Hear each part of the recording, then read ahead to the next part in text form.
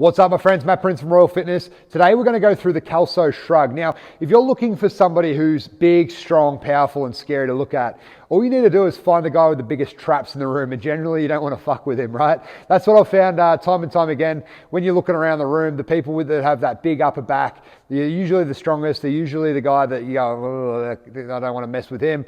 And one of the best ways to build them is with an exercise called the Kelso shrug. So when you're training your upper back, when you're hitting your traps, you're hitting your mid traps, your romboids, all those areas, a lot of the time you're doing them with compound movements. It might be your deadlifts, your farmer's carries, it might be your clean and your jerks, your swings, your snatches, all those things that you're playing with, right?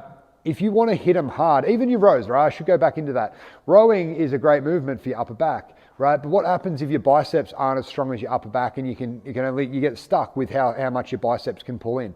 What we want to do is isolate them moving forward. No different to how you isolate your triceps, isolate your biceps, right? Isolate your pecs, isolate your hamstrings.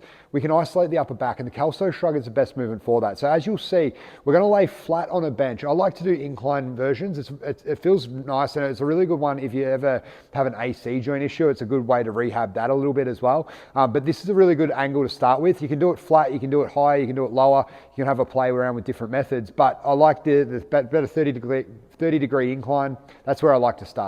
Now, rep wise, we're going to be doing sets, maybe 3 to 4 sets of about 15 reps. Anywhere between 10 and 20 is good. You want to be hitting hypertrophy, you want to be able to feeling the muscle, you want to get a good squeeze, you want to get a good pump in that upper back, and you want to be hitting it hard. I recommend hitting these after your heavy work. Treat it the same way you treat your biceps. You wouldn't do bicep curls before you do pull-ups. You wouldn't do tricep extensions before you do bench press. Do your heavier row work or your heavier pull down work first.